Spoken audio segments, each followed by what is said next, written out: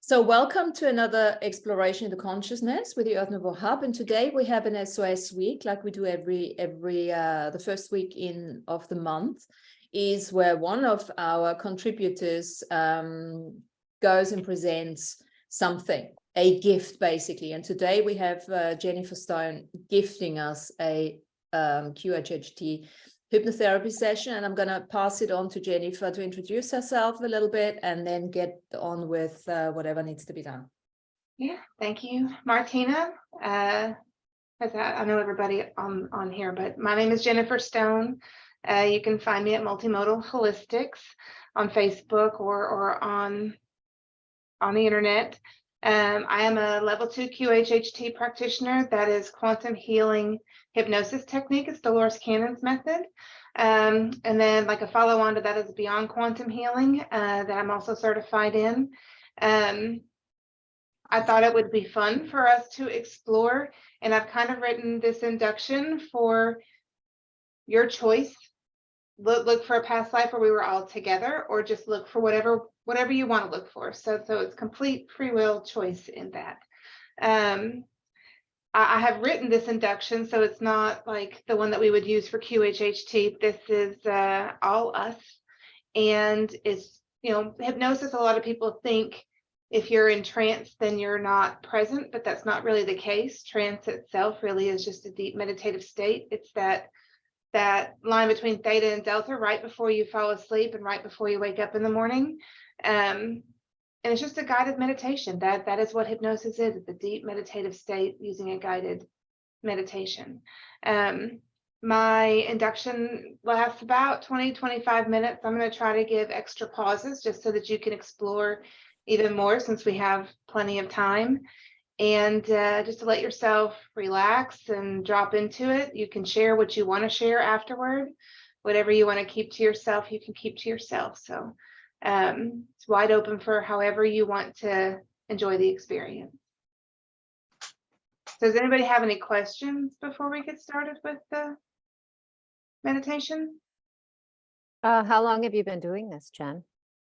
I have been doing this since 2020. So about four years now. And in addition to this, like I'm a Reiki master, I'm a level 3 Marconic, so I have several energy modalities. That's why I call myself multimodal holistics. Also, I do multimodal transportation as my engineering job. So like, engineer's humor, I think that kind of bridges my two worlds. But yeah, I've been doing QHHT now for almost 4 years, and I've had no session is the same. They're all so remarkably different and amazing. Has anybody had a QHHT session before? Yes. Yes, I have. What was your experience like? We can talk about that later. Okay.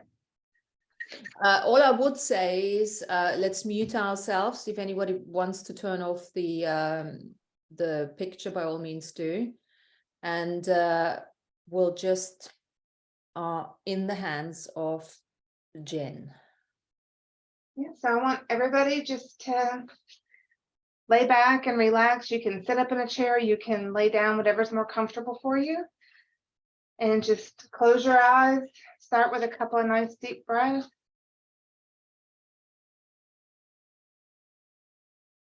Make sure you're in a quiet space. And we'll get started. I ask you to close your eyes and relax. Feel yourself pull all of your energy back into your body.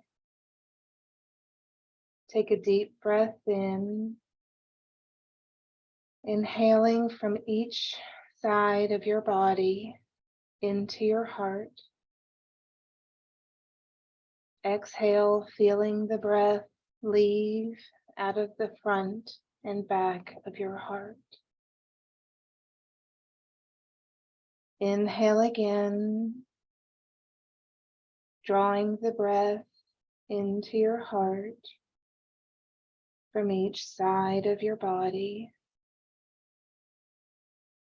Exhale, feeling the breath leave your heart through your head and your feet. With each breath, you feel your body relaxing further into your chair. Inhale again. Deep inhale into your heart, bringing the breath in through the front and back of your heart, and exhaling through each side of your heart. Feel that your heart itself is breathing.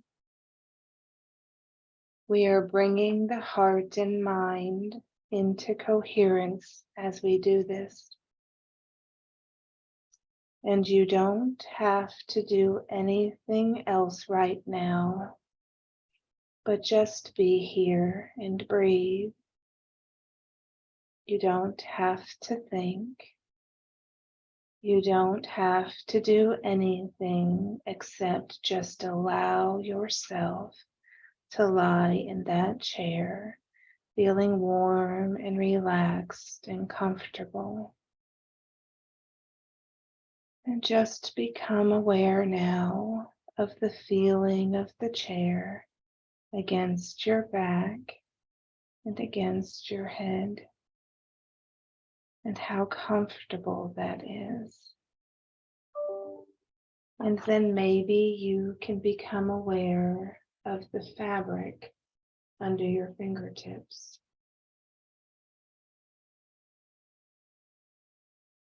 And you can think about that as you go deeper and deeper, and the sound of my voice, and the part of your mind is wondering whether you are going to go into trance, while another part of your mind is aware that you are already going into trance. And you can go into trance now, and you can relax, and part of you can stay aware if you want to, and the other part can allow itself to go deeply and deeply into trance, deeply relaxed, and every breath is still making you more and more relaxed, deeper and deeper, and you can just let yourself go. Just feel yourself supported in that chair.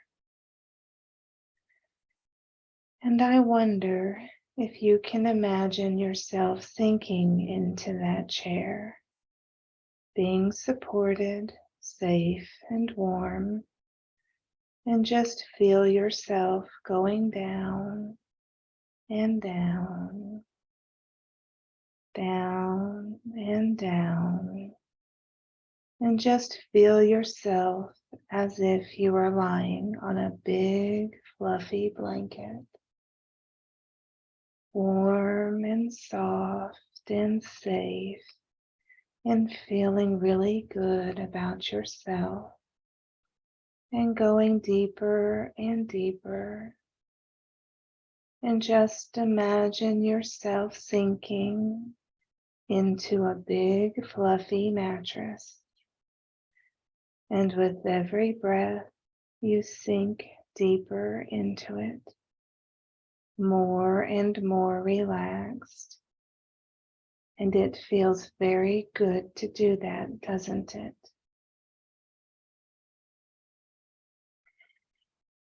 And I wonder if you can imagine a big old house somewhere,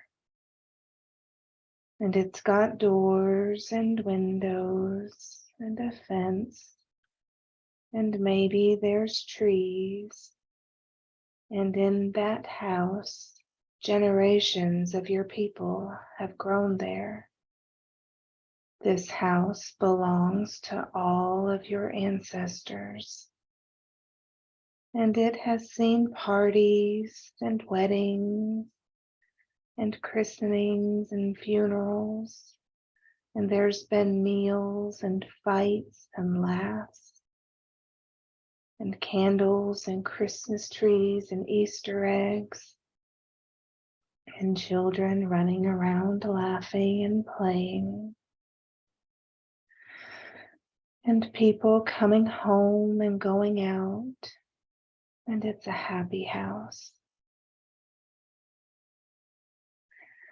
And inside that house, there's a staircase. And that staircase can be wooden or carpeted or marble, anything you want. And there can be a handrail. And you can go down that staircase because at the bottom there is a door. And behind that door is something wonderful. And you can begin to go down those stairs now.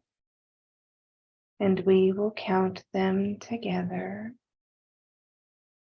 So 10, going down the first step, and 9, down again, and 8, more relaxed, and 7, more relaxed, and 6, feeling completely relaxed,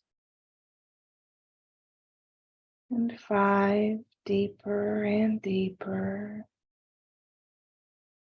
4, each step is taking you deeper down, and 3, deeper and deeper, and 2, nearly there, and 1, nearly at the bottom,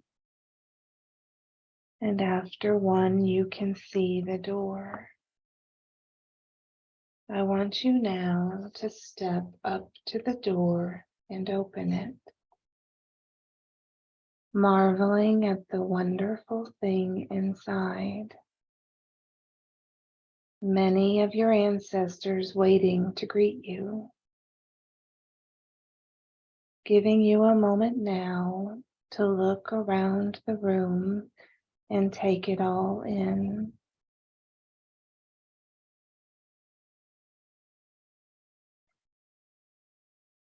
And as the vision of the room becomes even more clear,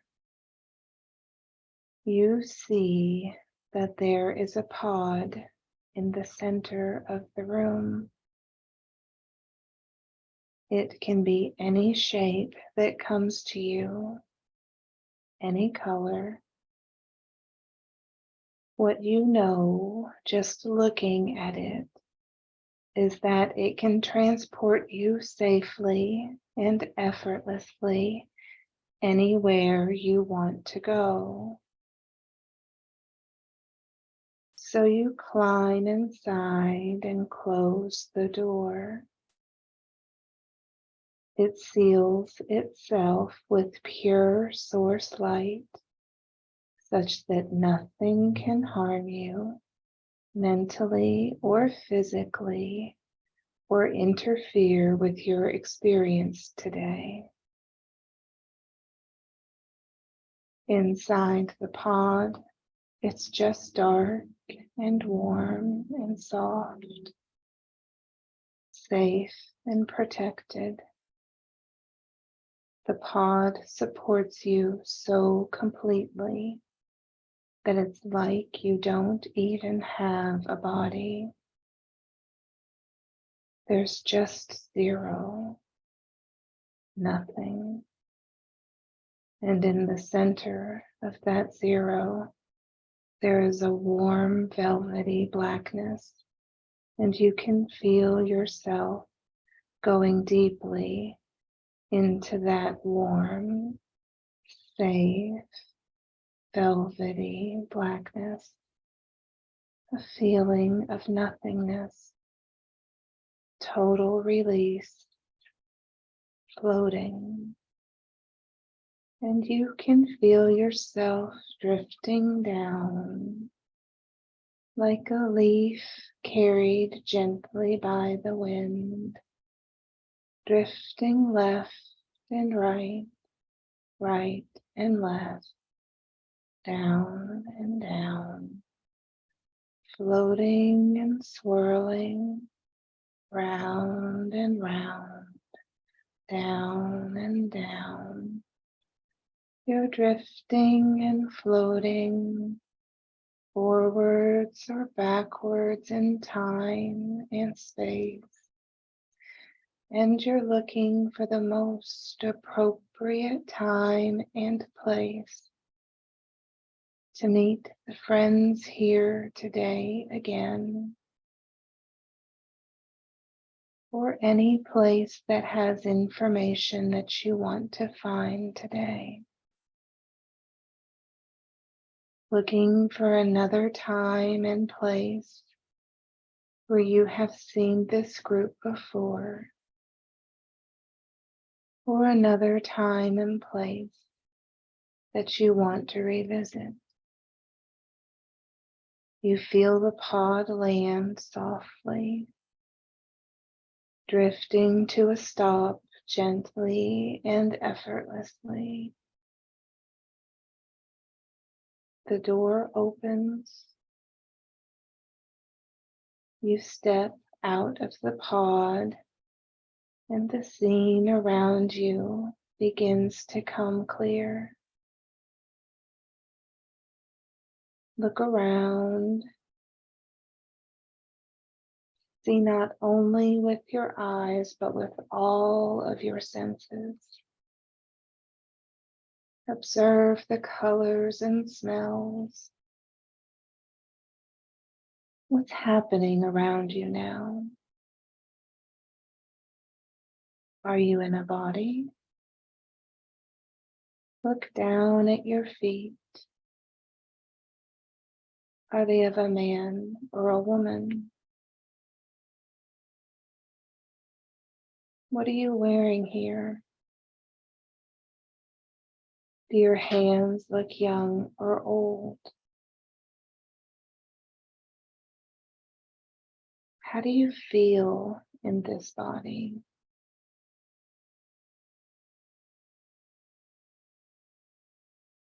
Who is around you?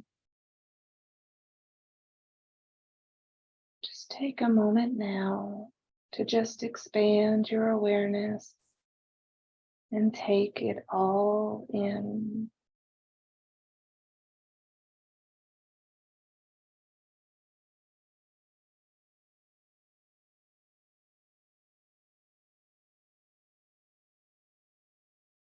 Is there anything in the scene calling for your attention? Just take a moment to explore it. And there's no need to worry. You'll remember every detail when you awaken. We're only here to gather information.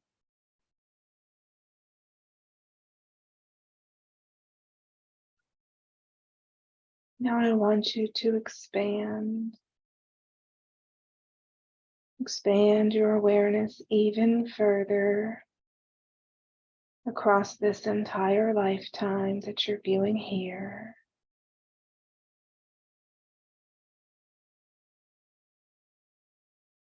How did you live? What gave you joy?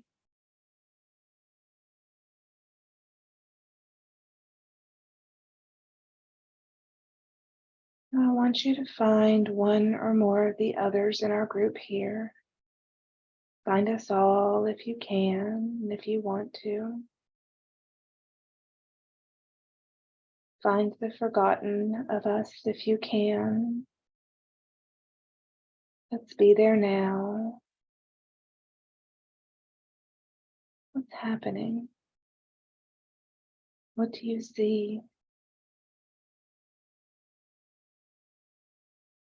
Who are they to you here? Just continue to expand your awareness across this lifetime. You can move through it with ease, forwards and backwards like watching a movie.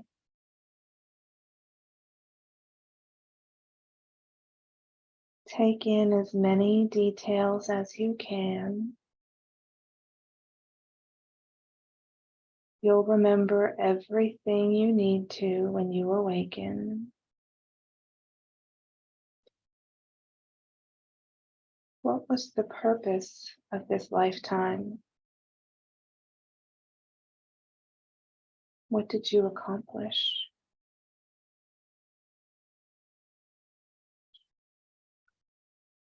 What lessons did you learn here?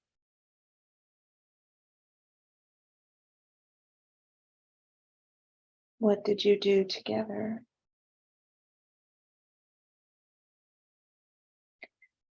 If there's something from this lifetime that will help you in your present lifetime, find that now.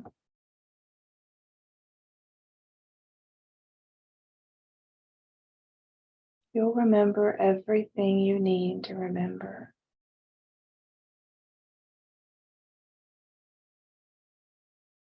Giving you a moment now to just be here.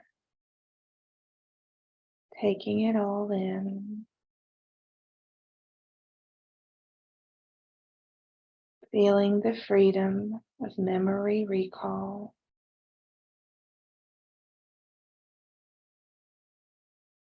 Knowing that you have the ability to do this anytime or any lifetime to collect the information that you need to find to help you in the very best way possible.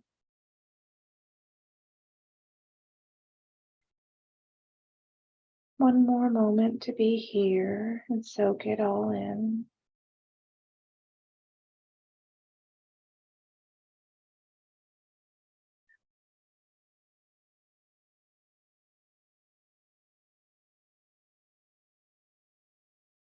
Giving gratitude for the experience and the information. I want you now to leave this scene, leaving the person there to continue on their path. They will find peace. They will find what they are supposed to find. And we're leaving them there to continue on their journey. And so you're drifting and floating away from them. And you're coming back to your pod now. And as you climb back into your pod, leave any energy or cords from that lifetime behind. You're returning only with the memories and information. Settled into your pod now, you fully integrate back into your body.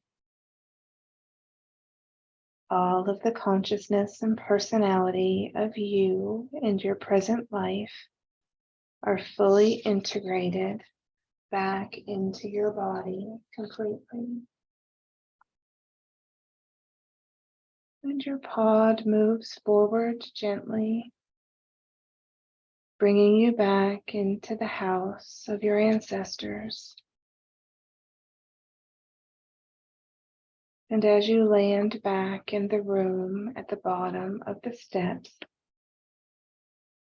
you know that the life we were looking at today was only for information and will not harm you in your present life in any way. Your pod opens and you climb out of it, stepping back into the room. Allow your eyes to adjust to the change in light, and you allow your ancestors or anyone else present there that wants to share a message with you to step forward. Allow them a moment to speak with you.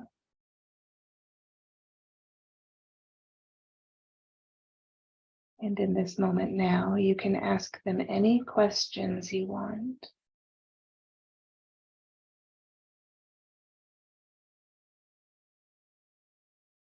So much love and knowledge in this room that you always have access to anytime you choose to connect with it. Just another moment to receive their messages.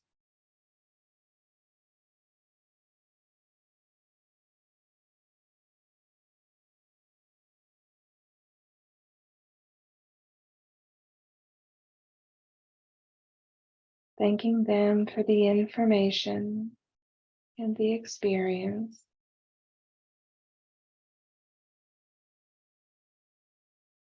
And now I want you to step up to the door and open it. And follow me up as we go. And as we count the steps, on the count of 10, you'll be wide awake, feeling wonderful and rested. 1, 2, you're beginning to breathe a little faster. 3, 4, your blood is beginning to circulate a little faster because you're beginning to wake up now. You're aware that it's June 7th, 2023, and you're waking up from a very interesting experience. 5, 6, you're beginning to wiggle your fingers and toes now. 7, 8, you're able to stretch your legs and arms because it gets tiring laying still like that. You're becoming aware of your physical body, very much aware of your physical body. 9, 10, you're wide awake, feeling wonderful all over. Just be settling back into your body, letting your eyes open and adjusting back to the light in your room. Just able to stretch your body and coming back to present.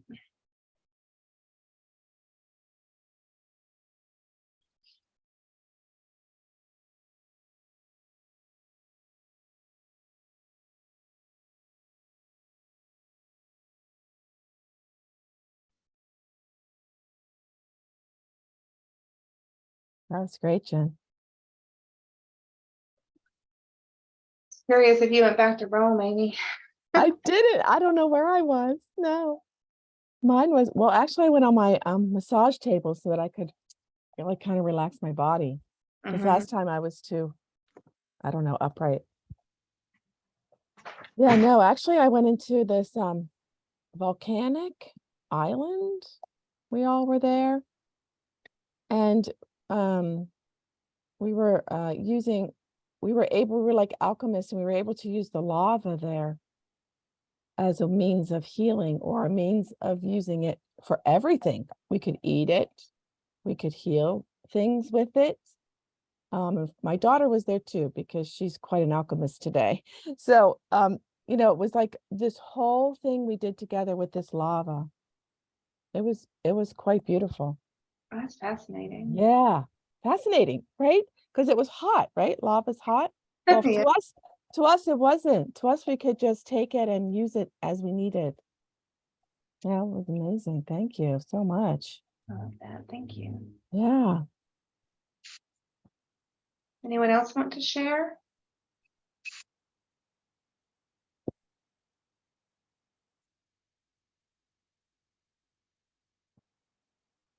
I was getting it was kind of hard for me because I got to watch Malik at the same time, so I had to be in and out of it. But I was going to like it was mostly Native American vision, so like just at this place by this river or lake or whatever, and like also by the tribe. I got to see a little bit of things here and there. I'll have to revisit later, but you know, I always get visuals, like I don't know, just you got an amazing voice, or something helps me get into visual process a lot easier when you speak, Jen. So yeah, thank you.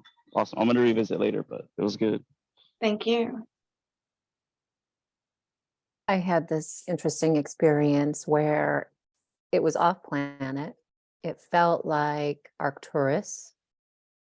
And the first thing I saw was like, I looked down and I saw sort of like my shoes, and you said, look at your hands. And I just saw sort of like a dress, right? Like a long sleeve that was over, and I was dressed in green, and I was holding this sort of like crystal orb.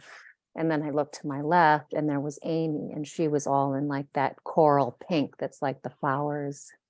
And then there was Irina, and she was in silver, and Leia was in like blue, and Jody was also in like a dark blue, and then Carol was in red. And we were all standing around like some kind of cistern, but it was almost like a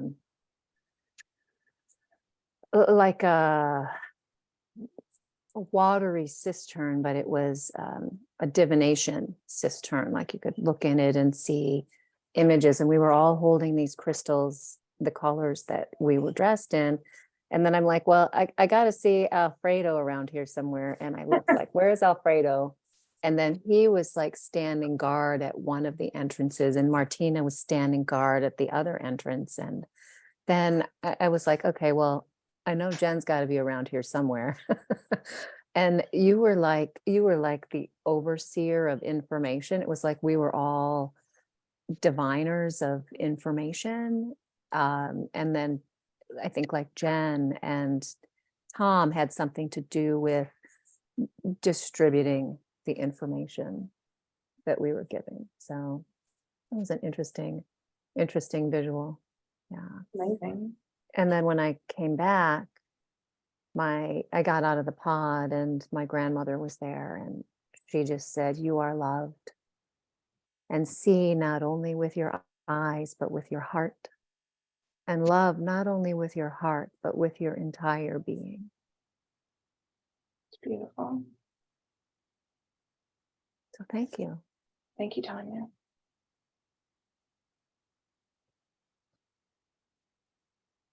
Anyone else want to share? So I've had,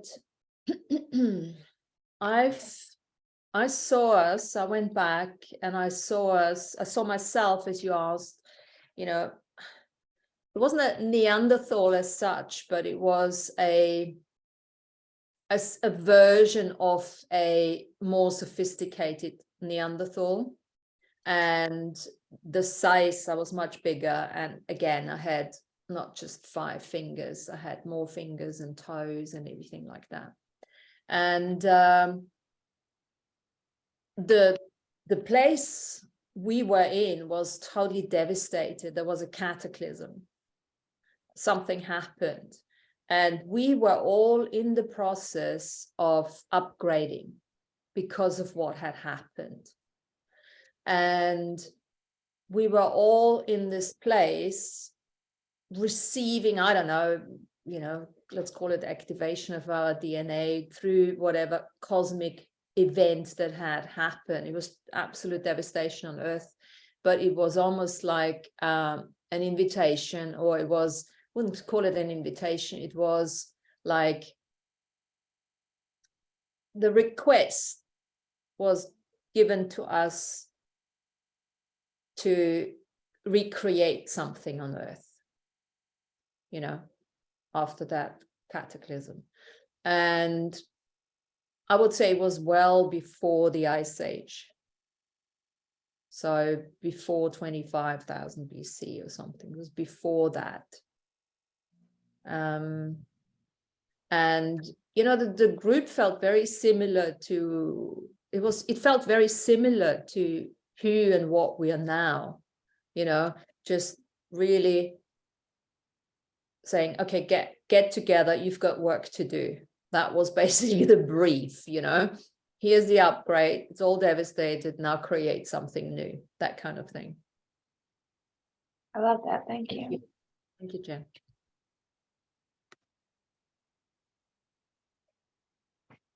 I mean, that's it, right? We are all creating something new, planting seeds for new earth, allowing for the evolution, right? And with the healing, you know, it's like we're all on the ground floor building something interesting and new. And I find it interesting, like how we all fall back into place together in some way, right? That's why I like the idea of doing kind of like a collective regression, because we've done things before together. So what have we done before together? Because I think in this lifetime we're stepping in beyond that as well. So thank you for humoring me on that. Anybody else want to share? Yeah, I revisited a memory I have some vague recall of before, and it's of desolation and loss. I don't know, I'm not sure if I was a woman or something in this, but the takeaway from it is ability to hold still and be steady in the face of that desolation and loss. That's what I took away from it. Thank you for sharing that. It's beautiful. Is there anybody else that wants to share?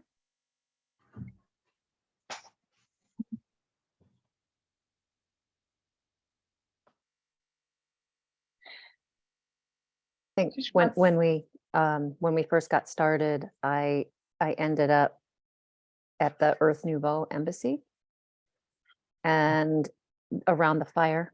And I just wanted to throw this one in real quick, that I was witnessing the fire is continually maintained by like these giant, almost like rock people, which was really cool.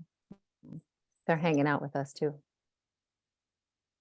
Funny that you say that, because there's two trails that I've been on now in the last 6 months, well, this year, that like a rock cliff just called out to me, and like you could feel the elders in it, and they were very much attached to, like, not attached to, but they were affiliated with this group. And as soon as you said that, like they came back. So it's like I couldn't walk away from the rock, and for a good 10-15 minutes they had so much to say, and they wanted to share in the energy. So I feel that connection. It seems like those elemental beings are much more chatty these days. Yeah. You know, really, really wanting to give us information if we listen. Yes. I also went back to the Earth Nouveau, to Hollow Earth. Funny enough, it was almost like Hollow Earth was a portal for me, like a gateway to go through there, you know, and then from there. And I also went in the very beginning, you know, I went into the void space, because I'm very fast going straight to the void space because I feel so comfortable there. But then I had to actually come back. So I went all the way back, and then, you know, came back to that place, you know, where and this is, I don't know, but this is what's happening for me at the moment. So that was just a confirmation of what I've been sort of perceiving, to go really back to that initial place where, you know, like shit, what's your name again? Forgot your name. Who, why, P10 plus? Tom, Huh? Tom, Tom. Well, you said there was a lot of destruction there. There was devastation. There was a lot of loss, because everything that used to be there was gone. And we were given that mandate to build it back up again from scratch. So I've seen that. I haven't tapped into it in a while, but I've seen that desolation the way it was shown to me though was that it was like the different dimensions, right? So as we're going through the dimensions, when we were, I forget what dimension it was that had that destruction, but like by 6, it was lush again. So like we were there bringing it back up. It was shown to me as the different levels of the dimensions, but it really was that holding the space through the cataclysmic event and then coming and bringing life back to it, bringing water back to it, watching the grass grow and the trees grow again, and then reseeding and repopulating. Mm. Mm.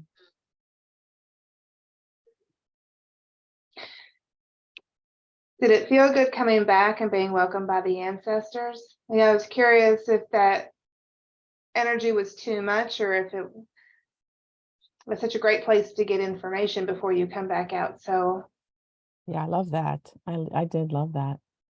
Yeah. And I want to add to mine, because when you guys said a portal, this just, that's what mine was. It was like, I went to, I think in my last, with one you did before, Jen, in the class, I went to my house that I grew up in. And this time I wanted to go back there again. And as soon as you said marble steps, I went to France, where I went to this Picasso's museum that was an old hotel. And when I was in that museum, I said, I've been here before. And it had these marble staircases in it. And so it's so funny how I went there and then greeted by my ancestors and then went out into this volcanic island of lush. And, you know, so that, I don't know, that was kind of cool that you can do that, right? You can jump from portal to portal. anyway, Maybe I had to go through my old house and land there in order to see a different vision. Yeah. Yeah, and maybe I needed to go through the Earth Nouveau hub, right? The Hollow Earth Embassy, to remember the times that this group has been together. Yeah. Right. Mhm. Yeah.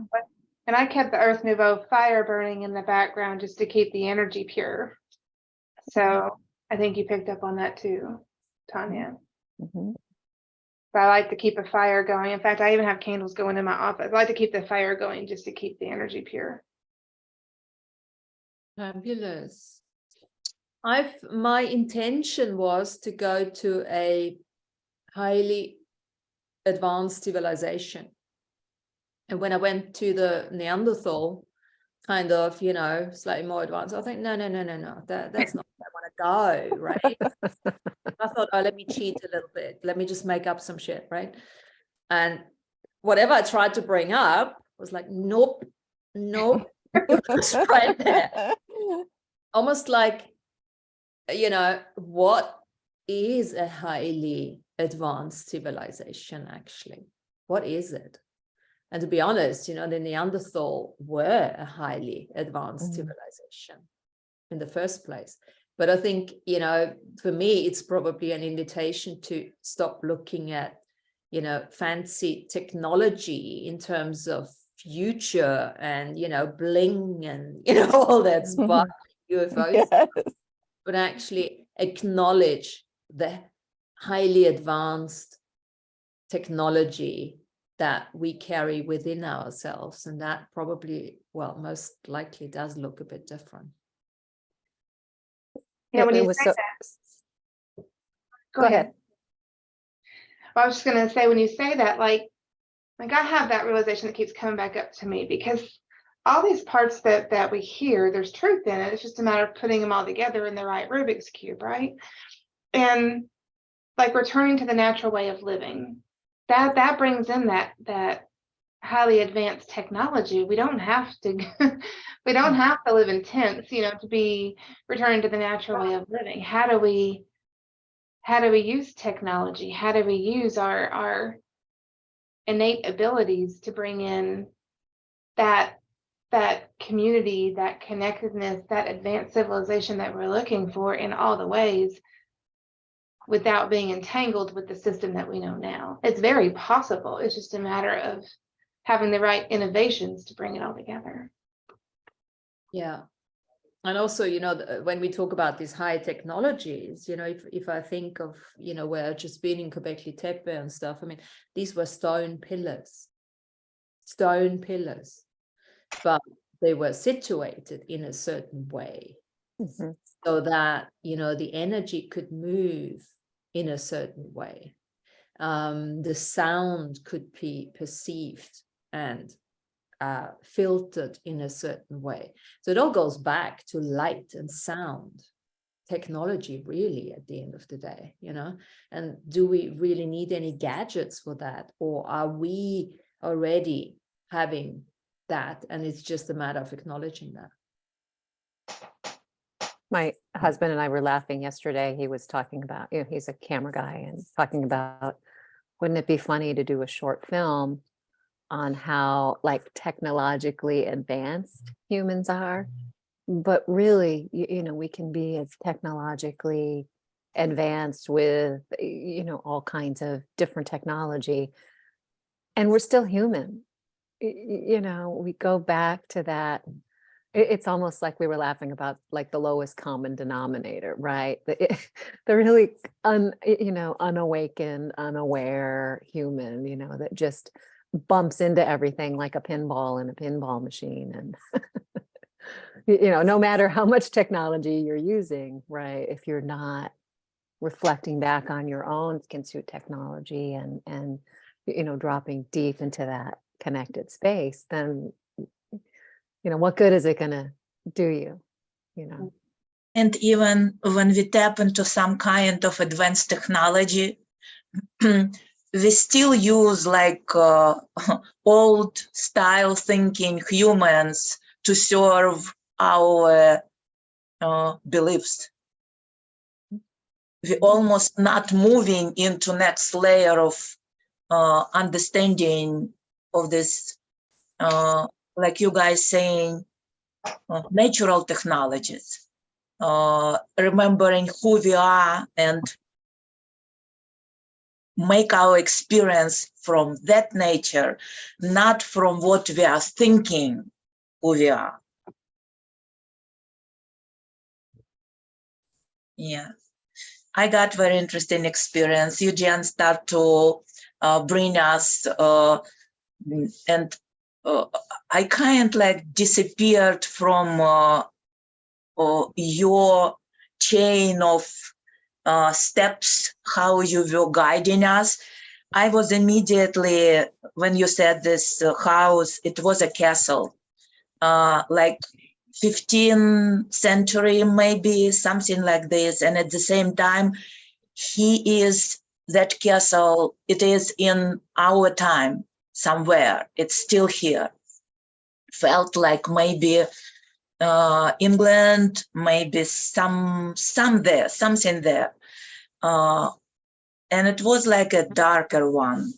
And when I stepped in, I didn't see anyone, but I knew it wasn't used like a living place. It was used like a ceremonial place, like gathering of some kind of brotherhood, something like this. And I immediately went down, even before you start to invite us to go downstairs. I went immediately and I opened the door even before you said it. And I wasn't at the battlefield. And battlefield, I was like a man in my 30s or something, in this, you know, protective clothing. It's not clothing, it's, I don't know how you call it in English, made from metal, all that stuff. Armor. And, what is that? Oh, just saying armor, maybe. Armor, yes, thank you. But it wasn't like solid. It was more like a chain made, that kind. So, and I was in the middle of battlefield, but I was kind like observing, and out of that time into some different time. And I was realizing what is nature of our Earth experience, that it is actually like a game nature. and it has some kind of rules that we can stuck in those rules. And I was realizing that looking at the battle, and suddenly I was somewhere far away in among very interesting men. I didn't see any woman. I saw only men. And it was kind like brotherhood that was playing big role in what kind of experience, other words, what kind of vibration on this earth, what kind of experience that vibration allowing on earth. And they were so dedicated, those people. But when I stepped, when I was in among them, I saw a new wave coming, new understanding. It's like letting go of old experience, old vibration, and allowing new experience, new vibration, just to step into that brotherhood. And it felt like what we would call like ascended masters or something like this. But they are not thinking about themselves like ascended masters, something, superior or whatever. They just very experienced, very connected, very involved. And when this realization happened, that we are as humanity, as Earth, ready for that new vibration, it just happened. Everything became bright immediately and emitting, and it was spreading through everything. Surface, inner earth, subtle layers, everything became completely in different color and in different feeling, what we would call different vibration. And it was uplifting, very bright and very joyful. So this kind of experience I had. Thank you. That's beautiful, Irina. Thank you. Thank you. It feels like opening up to the next color of time, right? Yeah. New earth experience, completely.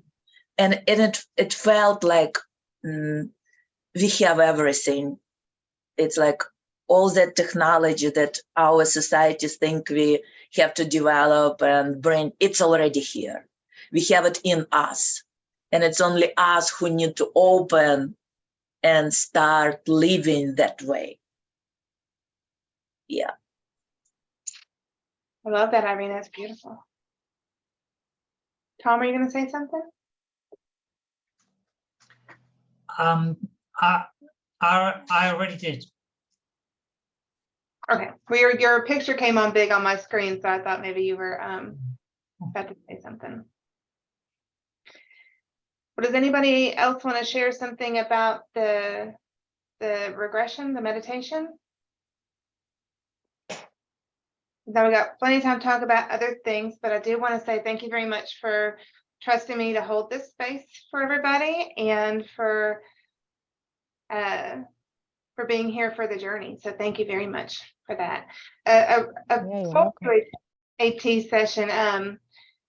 We usually explore about 3 lifetimes, and they're individual. They wouldn't be like a collective experience. And then when somebody really is deep in that theta state, we ask to speak to the higher self when we get questions answered. So the client brings questions in, a lot of times about issues that they're trying to work through, health concerns, that type of thing.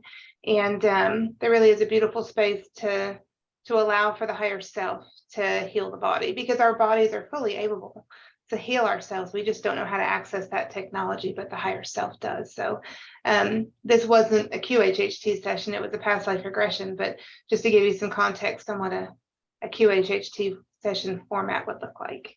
But I really love doing this. I'm not much of a talker usually, as y'all know, and so I appreciate you allowing me some time to share what I enjoy doing.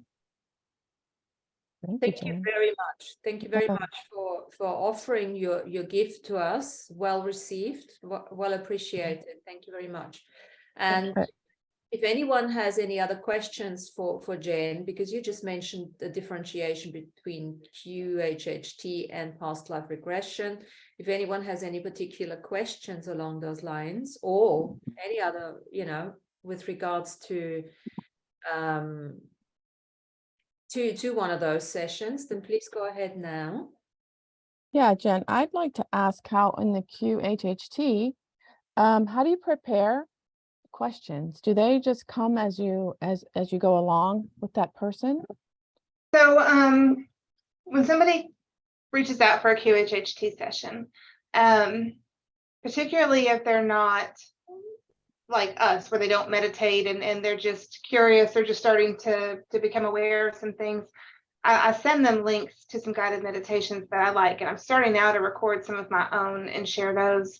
But I always tell people that, like, the more effort that you put into the session, the more that you're going to get out of it. So if there's somebody that's really just coming into practicing meditation and slowing the mind and things like that, I usually book them out about a month to give them about a month to prepare. And I tell them to come to the session with 5 questions that they would like to ask their higher self, and they can be anything that they want. A lot of people ask for suggestions. Almost everybody asks, what's my purpose? And the answer is almost always to be you in the highest capacity that you can. It really is just about emanating like as much of your true self as you possibly can in the highest form possible. A lot of times people either have issues with, or they are very enamored with somebody, and they want to know like what other lifetimes they've had with them, and what they can learn from knowing that. Any kind of health concerns, because the thought philosophy is that any kind of health issue is really an energetic issue that needs to be cleared, and so if they have like digestion issues, and I've seen miraculous things happen on the table, people that have chronic pain that leave without pain, people that have digestive issues that quickly get resolved. So a lot of it can, I'm not going to say you can cure cancer on a table, but if you come prepared to allow everything that you want to have happen, then anything can happen. We start this session with what we call an interview, and it's so a total session is about 4 to 6 hours. It depends on how much somebody really wants to cover. 2 to 4 hours of that is the interview. Hypnosis is no more than 2 hours generally. But that interview is where people can, tell me your whole story. Start at the beginning. Major influences that you've had. What was it like growing up? Tell me about your family, the dynamics that you've had, friends, major relationships, accomplishments, anything that's been a struggle for you. The more you talk about things, the more it's curing. QHHT, they call the higher self the subconscious. So we can get tripped up on who calls what psychology terms, whatever, but like it cues your higher self for what you need to see during hypnosis. And I don't usually read the person's questions until the end of the interview. I just want them to talk about whatever comes up so that the questions don't dictate what they want to talk about. But as we're finishing up the interview, then we go over the questions. We always change them, because after they've talked for 4 hours, they have other things that come up. And then it doesn't have to be 5 questions. You just don't want somebody coming with like 20 questions. So we always revise them, and then I rewrite them in my own words so that when I'm asking them, like, the conversation is natural for me and I'm not getting tripped up on how somebody else would word something. And then the hypnosis portion of the session, I do a voice recording of, so that they can listen to that later. I don't record the induction just because, if somebody's listening to it when they're driving, you don't want them, dropping in. But the nice thing about having the recording is that you can re-listen to it as many times as you want to. So I've had 2 QHHT sessions done now on me, and I still listen to those recordings. And the more advanced that I get, the more work that I do, and the further I get in my journey, when I re-listen to it, I hear something completely different. And so it gives me something else to pick up from to go forward on.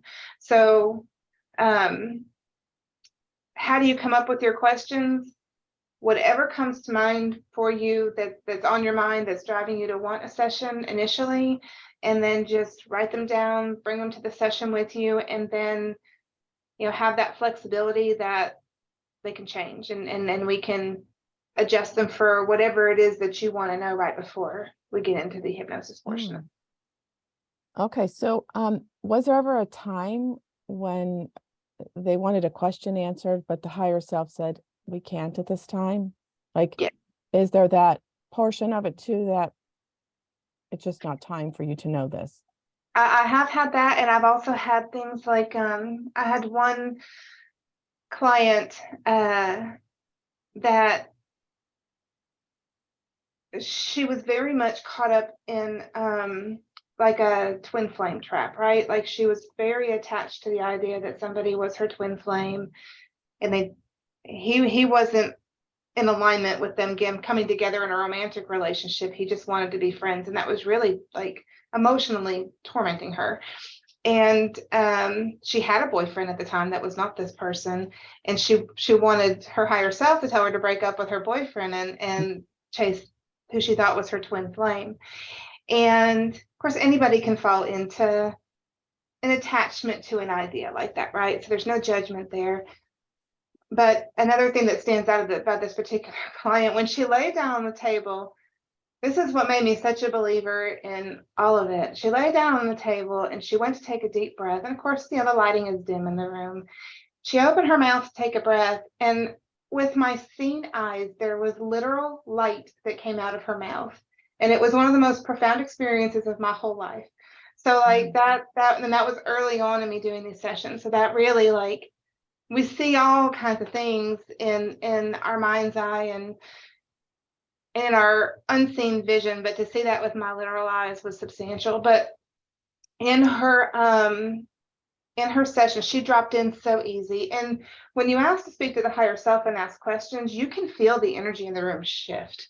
And the frequency is so high and so beautiful. So I do a lot of modalities. This is my favorite one just because like the energy is so beautiful and so pure. It really does remind you how connected we are and where we come from, and then we all come from the same. And a lot of times the higher self will have a different voice. So like, that's interesting. Also, not like a man's voice to a woman's voice, but like you can tell a difference in the tone, how they breathe, how they move. Things can be very different. But her question was almost kind of leading because she wanted her higher self to give her that directive. And like nothing, crickets, wouldn't answer the question at all.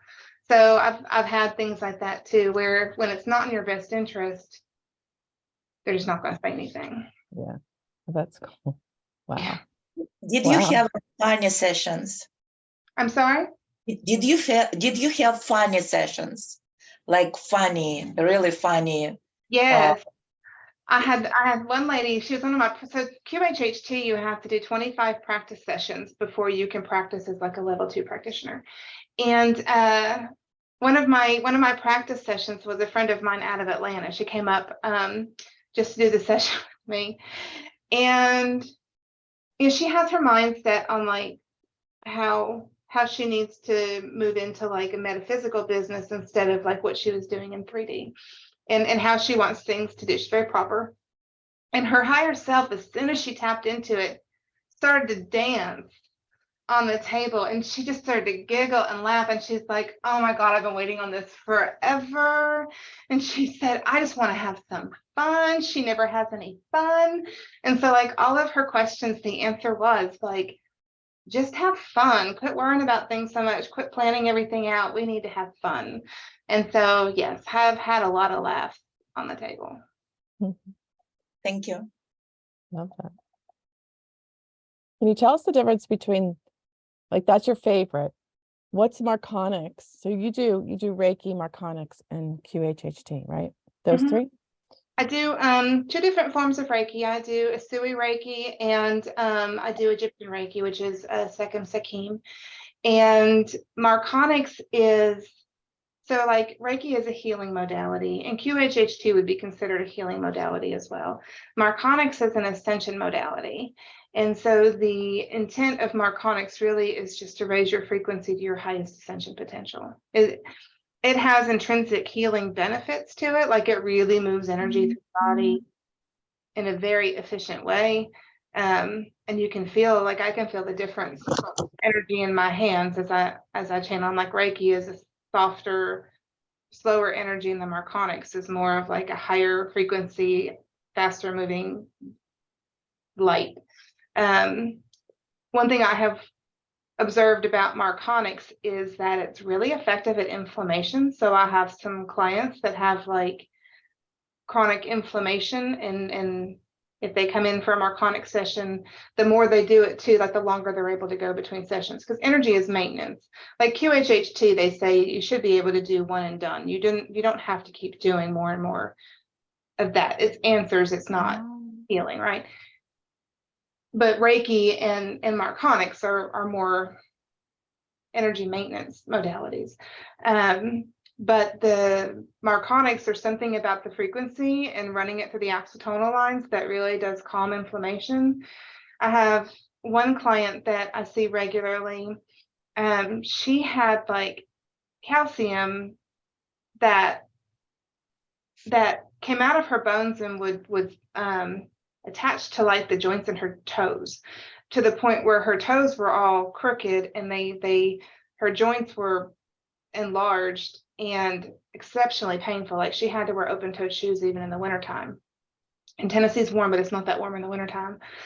And the first session that she had, she didn't have any pain for 3 weeks, not in her wrists or in her feet. And the more that she's come to see me, her toes have straightened out. Wow. And so and she's able to go longer periods of time. She's able to wear closed-toed shoes. I mean, she still has the pain that comes back, but she's able to go longer periods of time. So it's not really the intent of Marconics, but that's like a side benefit that's come about for her using that frequency. And her effort on her part of it too. Yes. Right? Like I just love this. I'm sorry. I just love this humanness of this healing modalities. I love the fact that we have each other to help heal our bodies. Like Martina with my shoulder, it was like, what? Instantly? Like this is the technology. This is amazing. This is amazing.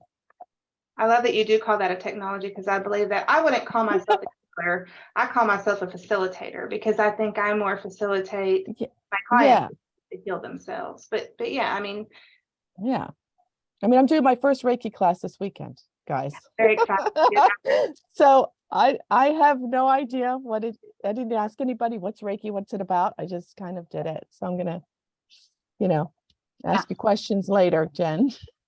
I call Reiki the gateway modality, because like to me that really taught me how to use my energy, how to manage my energy, how to master my own energy. And it just was the catalyst for me to learn so many other things and really open my mind to it. Once you can feel it, then you know how to work with it. And I love that it's in person. And Martina was saying together, let's get in person together and show, because it is, it's just Zoom and, but when we're together and we're actually putting hands on and doing everything, I mean, yeah, I'm excited about the in-person modalities. Yeah. I'll host y'all. Y'all come to Tennessee. I'll take a hike and party at Jen's house. Yeah. Hello, Jen. Sorry I couldn't hear you introduction because I was driving. Any case, I'll look at the recording and then I'll do it in my own space. I know that it's very about it's interesting because this morning this week I have sometimes you guys in those songs that you feel that you have to regenerate yourself again.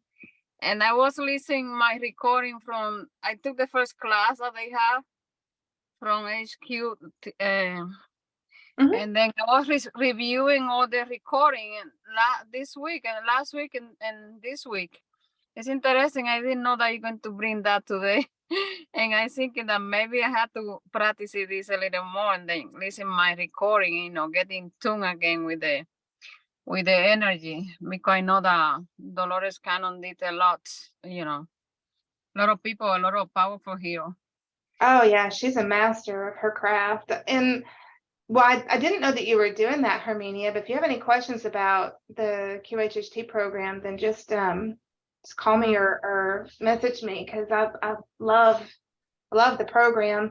You know, I discovered Dolores Cannon a long time ago, but I didn't I had thought about doing the training, but it was always in person and in far off places like Bali. So like that's not how I'm gonna use my vacation time.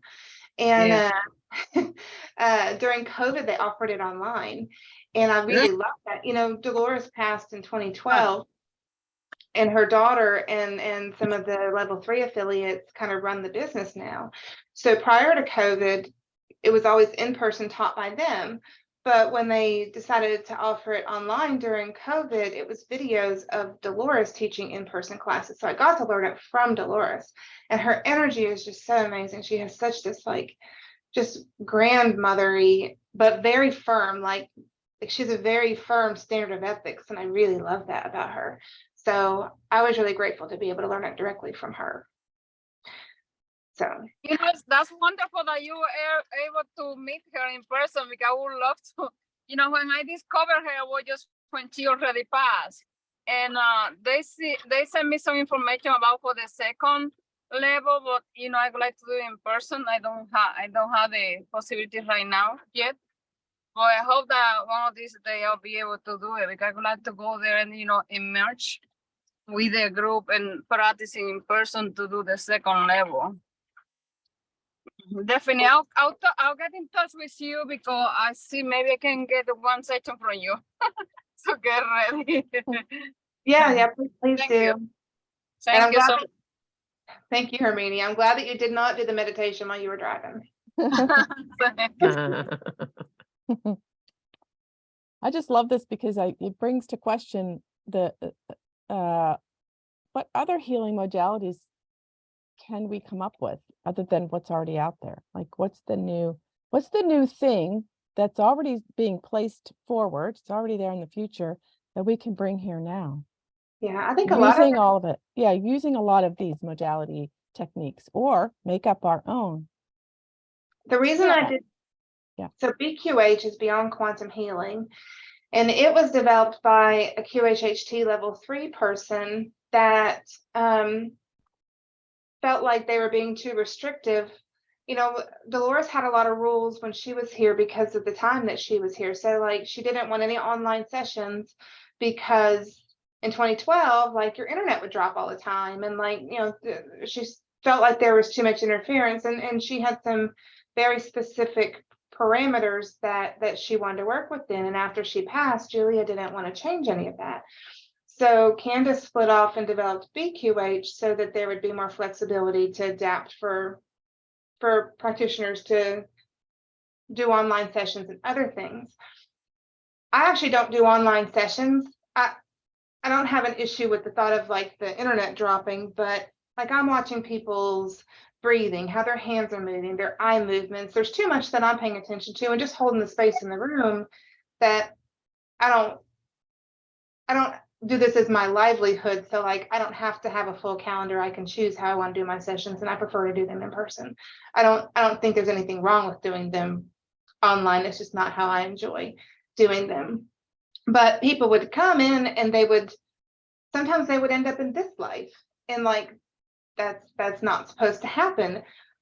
But you kind of have to go with whatever comes up for them. Now, I wouldn't take them through their death in this lifetime, because that could be very disruptive, and it's only one potential timeline that you would have them attached to and lock in on. So I wouldn't take them to their death in this lifetime. But if they end up as a 3-year-old trying to understand why their mama didn't love them, like, let's explore that. You know, if that's what their higher self brings them back to heal, then allow that space for them.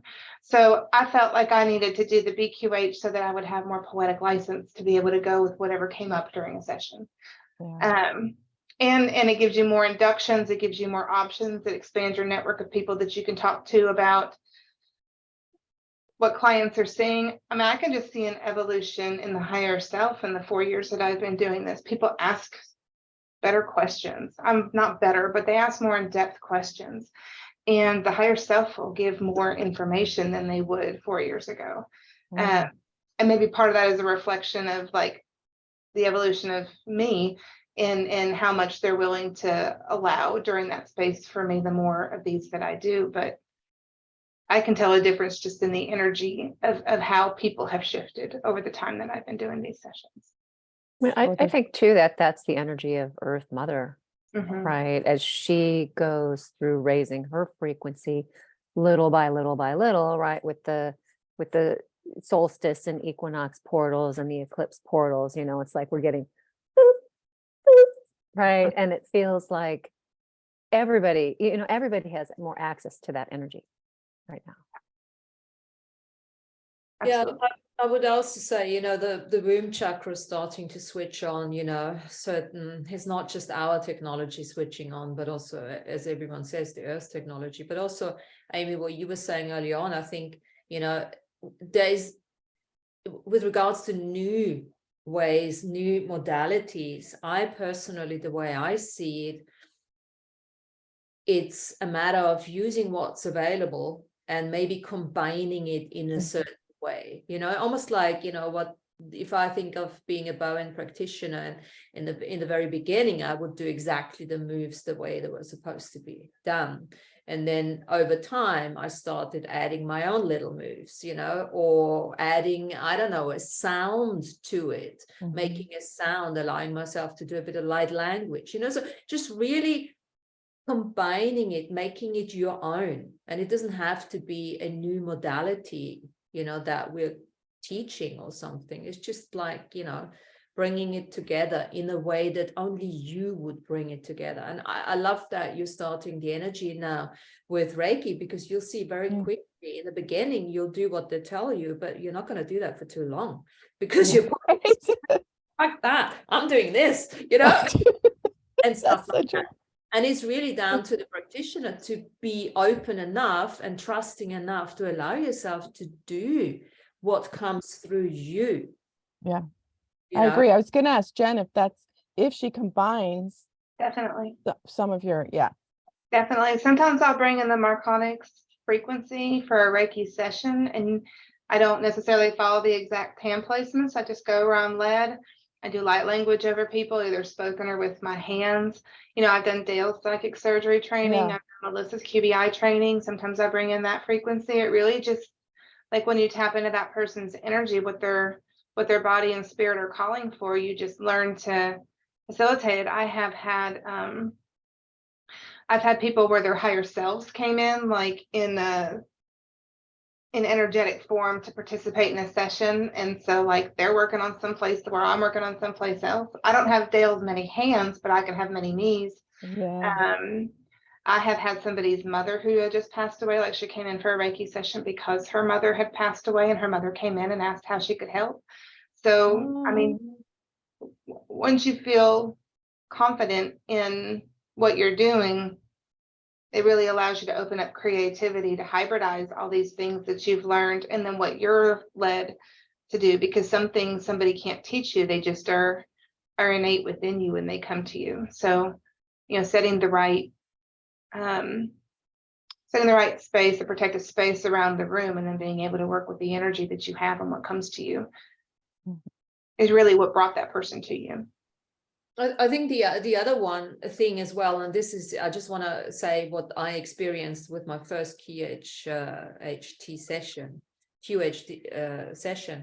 I think one of the things as a healer is really the acknowledgement that, you know, you're not doing the healing, you're holding the space. And I think holding space is a brilliant way of saying it.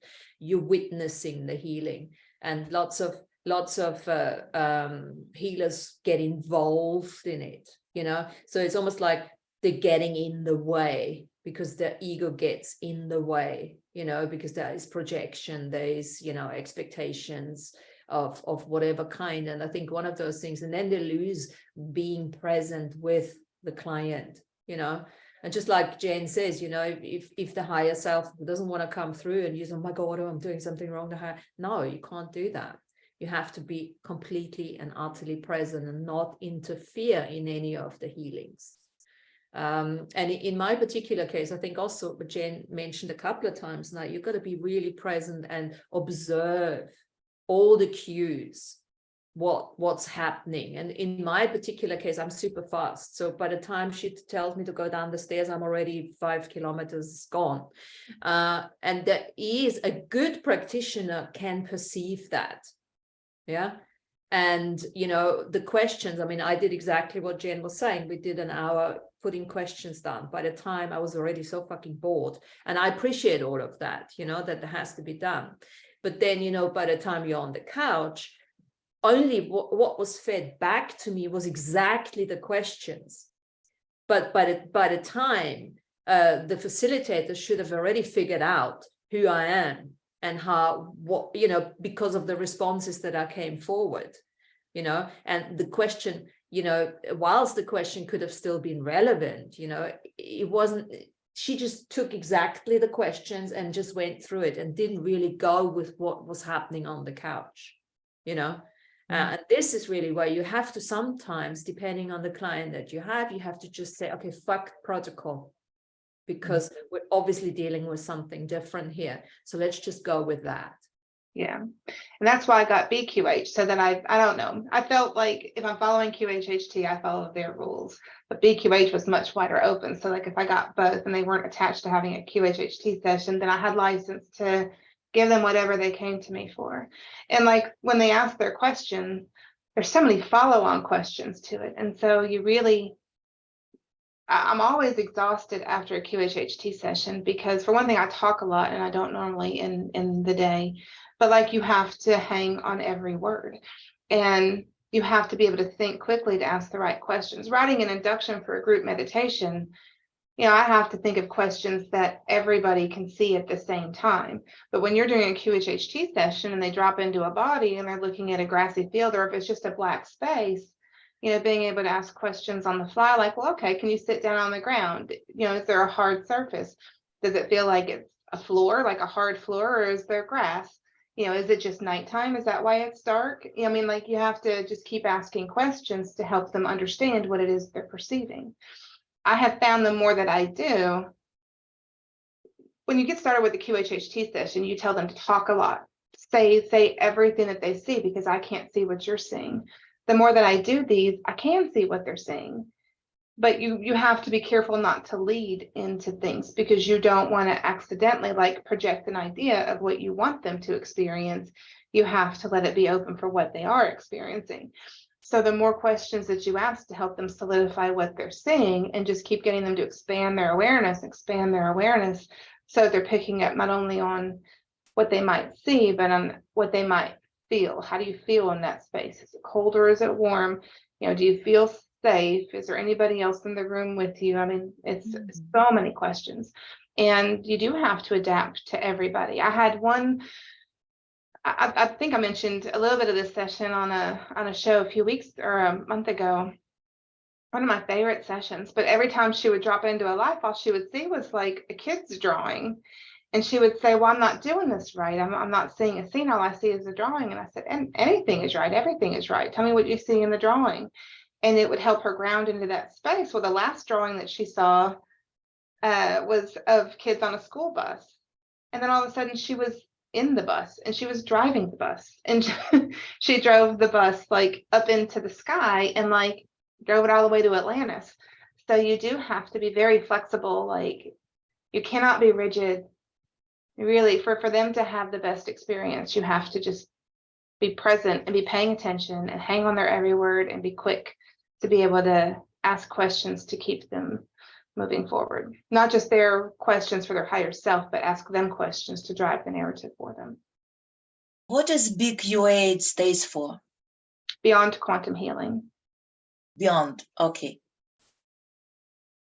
Actually, when healer, like real healer doing their part in healing, all they can do, like in the more advanced way, just hold already healed picture in all ways of that person. What would be the best outcome that person can integrate today, and even beyond that picture, then healing, like real healing happening without involvement of personal limitations or even limitations of that person who is on a healing table.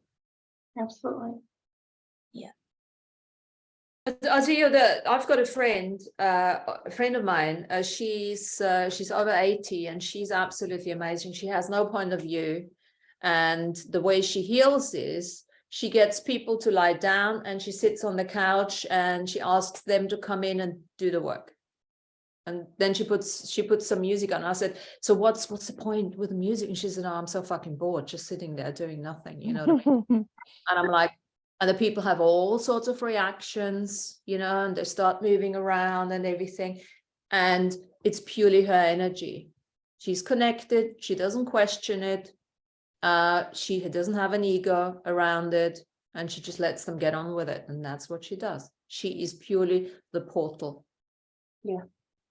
And yeah. But not everybody wants that, you see. Exactly.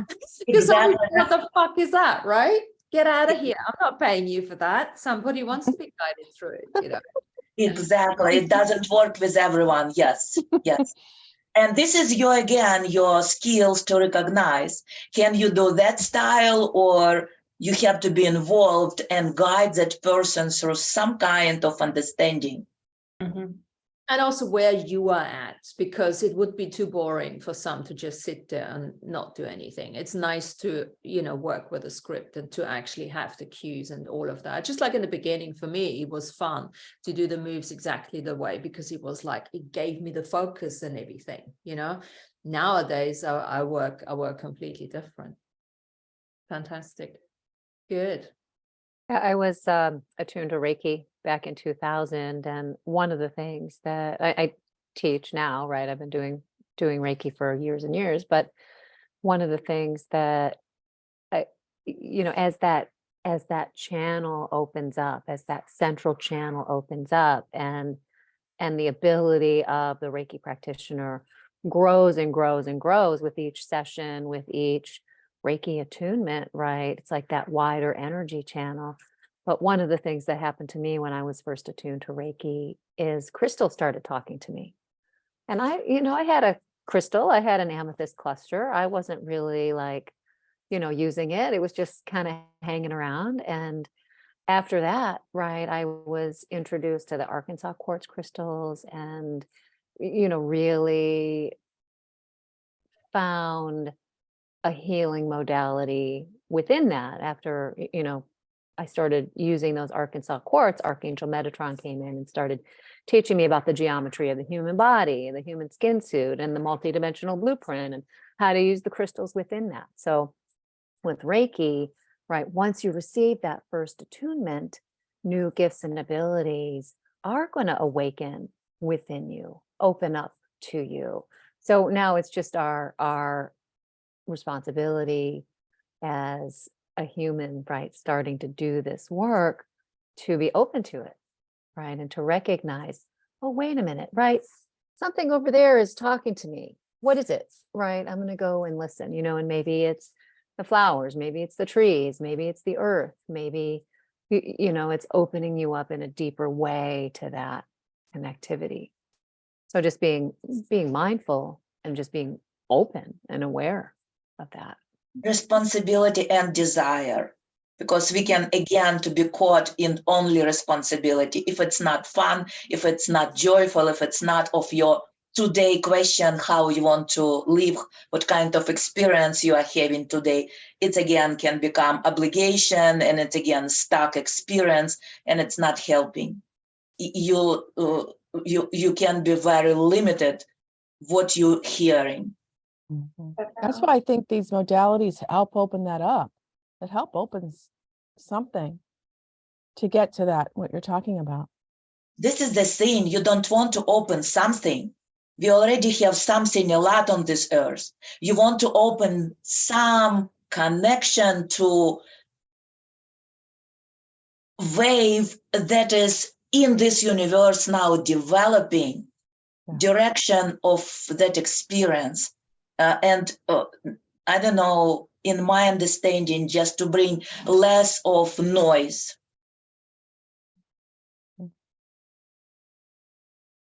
As I think the healing technology in our bodies is being switched on, just like Irina says, through joy and enthusiasm. And I've seen this within myself.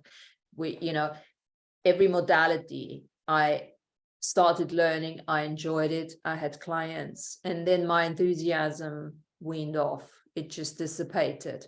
And then, the clients disappeared because I just literally didn't want to do it anymore until the next, I learned the next thing, and that was really initially, you start judging yourself saying, oh my God, there's something wrong with me. I don't, I can't do it anymore. I don't have any clients. But when you really understand that your joy and enthusiasm has actually dissipated, and it's an invitation for you to look at the next level of whatever you want to do, then you realize everything is powered by joy. Everything is powered by enthusiasm. And it's kind of like preservation mechanism. If you don't have the joy, if you're not enjoying what you are doing, you are showing yourself through actually literally present in us technology that we call inner child, that in traditional technology, in traditional psychology, it's not understood. It's not understood what that part of us doing, that part of our psyche doing for us as having experience that we will be in the best way, in the best position in this universe. So if we don't have the joy, this is kind of like we are losing a real connection to universal experience on earth and in universe. And we are going sideways, and we create again, recreate, not even create, because we experienced everything. We recreate some kind of noise instead of music. Yeah. The frequency switches off. It's almost like, and you lose the disconnection. It's like it starts crackling. It's like a TV or a radio, right? It starts crackling. It's like, oh, what's going on here? Well, something is switching off, and then just best to keep it switched off and look what else is there. And maybe at some stage it comes back, that kind of thing, But I think it's usually the results, like Jen is saying, when you have good results, then you're still enjoying it. Yeah. And you have this redirection on a spot. You can have this redirection on a spot. When you recognize, you start to create that cracking thing, that skipping like a old record. You can immediately return the joy into your process and restore yourself into that vibration, that attunement. You can, if it's meant to be that way. Yeah. I've been finding that when my body switches off, it usually switches off. But this is, I've had to learn this because I remember in networking, went to networking for years, and started to, I really don't want to do this anymore, And then one day I just stood up and said something totally out of order. I was completely against everything. They just looked at me. I'm like, okay, and I'm like, okay, thank you, we're done. That kind of thing. Or doesn't say anything. Sometimes, my mouth doesn't open, nothing comes, and me, I can talk, but sometimes just like, done, that's it, move on. Right, okay, thank you. That's that lovely connection we have with our bodies, with our technology. And again, just like, healing other people, or being in a healing session with other people, rather than we have to listen to ourselves, listen to our bodies, because the body. I'm sorry. I'll go, I'm done. Sometimes that listening to ourselves and our body can be that we can recognize our limitations at that moment. I like your story about that woman, 80s. You shared that she comes in a group and you said she doesn't have ego. Maybe it's not even case I didn't feel that she doesn't have ego. I felt she became so expanded that her ego became that everything. Yeah. She doesn't have anything in particular. Yeah, absolutely. I mean, it's a wrong choice of words, because we do have an ego and we want to have an ego because the ego is the agent of the soul. Absolutely. But I can't even say she has a healthy ego. Absolutely. She's so undefined, completely undefined when it comes to that healing. And that might not be the case in another area. Yeah. But so undefined when it comes to healing that she just becomes that space. And that space facilitates and brings in whatever needs to bring in. So I would, just using different words for things. When I am in a state of joy, everything is easy. And like the more I've gone through things over the last year, this really is supposed to be easy. You know, we make it hard. This is really supposed to be easy. And so like that magic bandwidth, I call it like the bandwidth of easy, right? So if I just put myself there, whatever it is that I'm trying to receive, it just instantly comes through. And I have a friend who went through breast cancer at the end of last year, and like I could see her lesson. And actually, like I was thinking about that in the shower this morning. Like I had the same lesson that she did like 6 months before. I just didn't see it that way until today. But it was really about giving up control and just expressing joy and letting things be easy, just having that allowance. And so when she found out she wanted it, you know, she instantly had come to terms with what that might mean, like surgically, but she didn't want to have radiation. She didn't want to have chemo. And so like I held that space for her. She went through that. And like I just put like she isn't going to have chemo in that bandwidth of easy. And her results came in like the number that came to me was 13. It has to be less than 21. Her number was 13. And then she didn't want to have radiation. Well, it came back that she did have to have radiation, like 30 treatments of it. So she gave herself up to that. She let go of control of it. But I still kept feeling like she wasn't going to have radiation, and just put that up in that bandwidth. And the second session, she had a reaction to it. And she ended up not having to finish her protocols. And so like she bought me an easy button, like a Staples easy button. It's like a joke thing where you hit it, it says that was easy. So it's on my kitchen counter. It goes off on its own now, which is a little creepy, you know, when you live by yourself and all of a sudden this man's voice comes off in your house to say that was easy. But it's funny that it would just set itself off. But like even Saturday, I was thinking I want to make a dream catcher for over my bed, but I never pick up feathers because, you know, birds are dirty.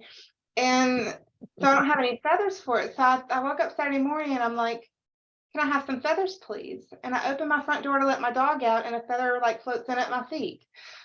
And I thought about it a few hours later, and there was one at my feet in the grass outside my office. And then that evening there was another one in my neighbor's yard. So like 3 feathers. My MP3 player's been lost for 6 months. And I was getting gas yesterday, and so I had the gas pump running, and I was cleaning out my car, and I walked over to the passenger side, and I thought, I wonder if I could manifest my MP3 player back.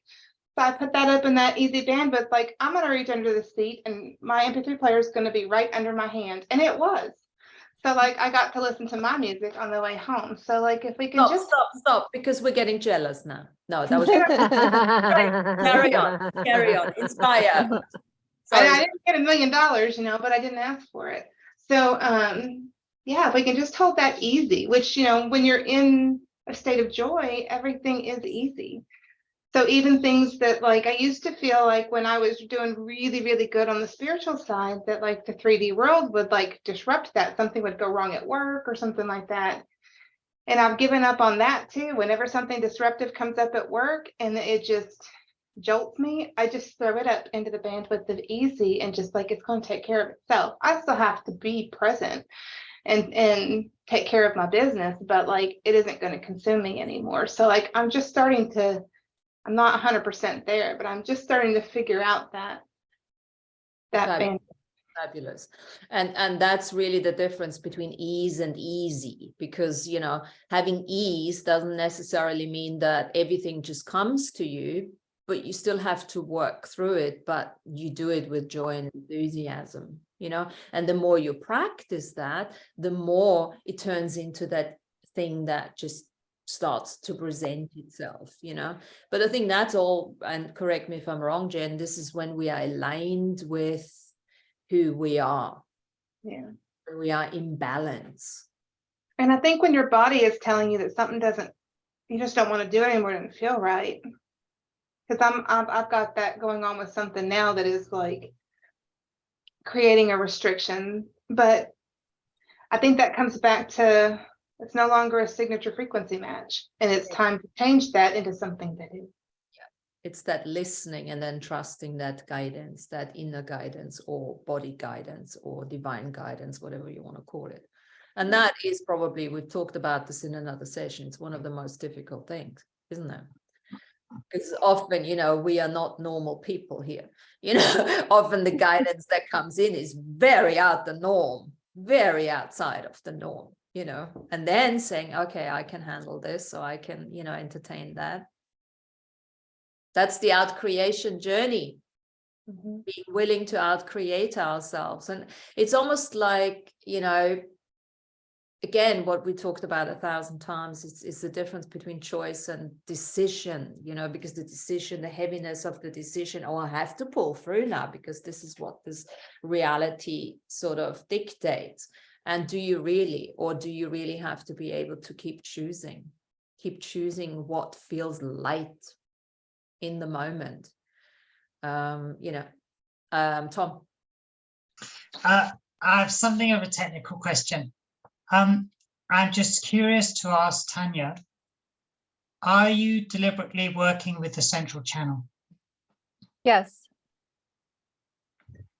Does that help you facilitate your communication? In what way does it help you?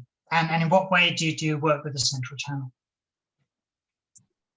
So when I'm working on someone and I'm looking at their big picture, right? The big energy field, and it shows up to me in a multi-dimensional way. Like I see the layers of people's energy bodies, and I see the layers of their multi-dimension, and I see the highest trajectory that they're capable of connecting with. And so to me, everything looks like a toroidal field, right? So the chakra channel looks like a central channel. And so what I also see is the way that particular human isn't functioning within that, like what is blocking it, right? And so when I'm looking at like the chakra system, what happens if someone has a blocked chakra? It's almost like instead of an open central channel, that it's like the chakra sort of like collapses into the center of that central channel. And so when I do chakra clearing, I just open that energy back up so the highest light can flow to anchor to earth, to anchor to ground, right?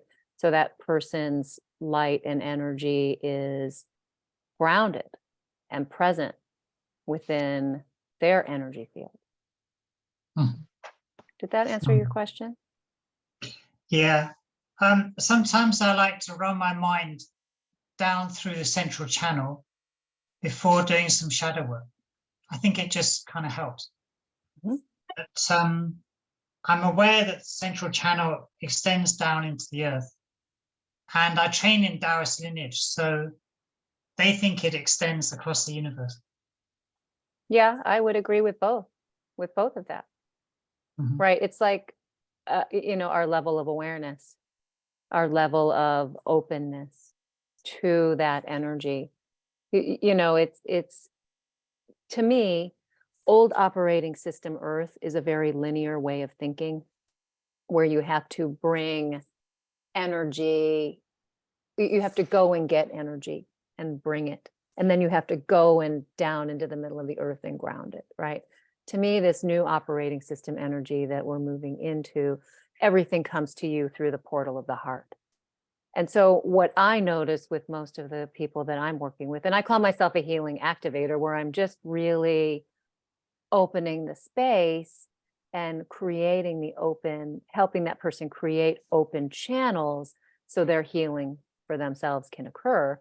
But I've noticed that most people aren't in the new operating system yet. They're either like straddling both or moving from the old system into the new system. And that's why people find me, right? I'm a resonant frequency match for people who want to anchor into the new operating system. So it's almost like the old linear way of thinking about the central channel in the chakra system is we're evolving as humans. It And is so that's like sort of like changing. Yeah. it is like you are saying new operative, it's ancient, original operative system. This is who we are hearts. Mhm. And it's literally because everything coming from heart energy, like I call it, science of the heart. It's a science of the heart. It's spiritual science of the heart. We have this amazing fields inside of our heart, subtle fields, but even physically, everything coming from heart. Heart is first, and then everything coming even physically from heart. So we are hearts, and if we return, like you said, this to new operative system, this is when we stop making noise and we create melody, because everything is music, everything is melody. And we are in tune with entire breathing of this experience on earth, in the universe, everything. And it's centered in heart, in our physical heart, as spiritual technology.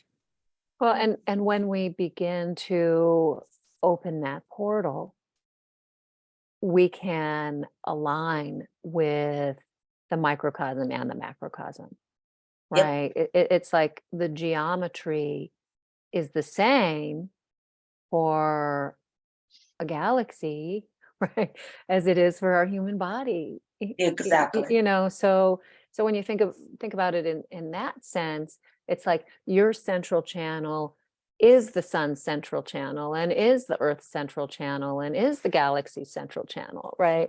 It's like as humans, we tend to be coached in a very in the box way of thinking about what is possible. Yeah, Fabulous. very right, very true. Alfredo, you Alfred- put your hand up. Yeah, I just I didn't have a spot to intervene or intertwine myself with the conversation, but I gotta raise my hand, Yes. I just had a few things to say, I wanted to say, but yeah, first things first, like it's like fun is just the most important thing of anything, because if we're not having fun, what's the freaking point, Like, especially me personally, I've been burned out and doing the ceremony, or the way I've been doing it was I was just getting burned out. I was like, man, I'm sick of doing this stuff. I don't want to do this stuff no more. But it's like, I'm just going to redefine the word ceremony, and just like ceremony for me is fun with the self, it's an opportunity for me to have fun in that moment, and just redefining the whole process and making it not so stuck and stagnant in a repetitious way that's not even fun for me. It's like whatever I want to do in the moment in that ceremony, that's what I'm going to do, whether it's dance, ride, jump, sing, whatever. I got to do something fun, brings life force to me, fuels me through my day, So I've been doing that. I didn't do this. Oh, go ahead. I'm sorry. And you have to connect your fun to your heart. If you're fun without heart, it's kind of like question maybe. I don't know. Oh, absolutely. I mean, yeah. Yeah. So I was like yesterday morning, I was like, man, I don't feel like doing my fire ceremony, but like went through the day, and in the middle of the day, I was like, I'll just take Elroy by the creek, and we're gonna burn a fire at the creek. I don't even care. We'll just do that, So it was the spur of the moment. I didn't even plan it, but it's embracing the moment more, instead of just being like structured way of living, And then I also wanted to I got pretty sick because I ate too many pantherina mushrooms like a while back, and I was recovering, and I got a little help from Jen. She did a Marconic session for me, and I want to say it's super potent and powerful. I wasn't expecting all the changes I got from that thing. It was like I got this advanced, keen sense of awareness. Like I was at work and I was getting bombarded by like ton of questions. I was like, oh, how do you do this? How do you do that? I was like, oh, I was just like so super grounded and then like after the session, I was just able to handle so much. My energy was super balanced. It just did a lot. I was kind of surprised. I felt like I had like a completion that occurred, and like I don't know, it was like a level up upgrade, and I was able to see outside of this box that I've been living in. So I've been just living with my small limited potentials. I haven't been able to see beyond it, but I was able to see beyond it, and I was like, oh snap, I've been in this box, you know, and I was able to like see outside of it, and it opened my awareness up drastically. I just want to say it's a potent modality. It kind of opened my eyes to other potentials because I've been limited. I was like, oh, I only want to get these healings from here. But after getting that, I kind of more opened my eyes to branch out and try some other modalities out there that are available. I just want to say that. I want to promote Jen because that stuff is the bomb. You know, that was awesome. You know, Thank you. I'll leave it at that. Yeah. I just wanted to say, Alfredo, really, really quick, when your baby was tapping you on the head earlier, I could see them pushing you back into your body. Yeah. Like, be grounded, Alfredo. Tap, tap, tap. Get back in there. Probably. He's so keen about little things. He's always be going like touching our head or our forehead or something. I don't know, he's doing these things. I know he's sensing all this our nonsense or whatever we're doing. So I know he's probably more tapped in than us sometimes, you know, or maybe I don't know, but yeah, probably. Amazing. Well, very grateful to have your kids with us here, right? Yeah. Sharing in the energy. Amazing. Fabulous. So great to see everyone today. Thanks, Jen. Yeah. Thanks, Jen. I really appreciate that. I really appreciate you. Thank you. Thank you all very much. And thank you so much, for being here. And this is for everyone here. We've got so many healers here, so many facilitators or healing activators, whatever you want to call yourselves. You know, this is the first week of the month where you can, you know, show off your gifts and contribute. And Jen, do me a favor, send me a little thingy which I can add to so that where people can get you and find you and all that kind of good stuff. And do we have any more questions for Jen or anyone else before we close off today? Good to have Arena back as well. We hope we see you again soon. And then, of course, Very happy to see you all. good. Very happy. Thank Good. you. Come back, Arena. Like this little Thank you. you know, which will be available in probably 2 days' time if I push the button today. Yay. What's the title? The title is A Time Traveler's Journey from Challenge to Choice, Harnessing Your Soul. So thanks very much for being here. Great week, great Wednesday gathering, and there's lots more to come. But it will all, you know, come together as we go along. So thanks very much. Recording's Thank time you. out. Love you all and see you next week. Thank Thank you. you. Bye. Thank you. Bye. Bye-bye. Thank you, Jen. Thank you.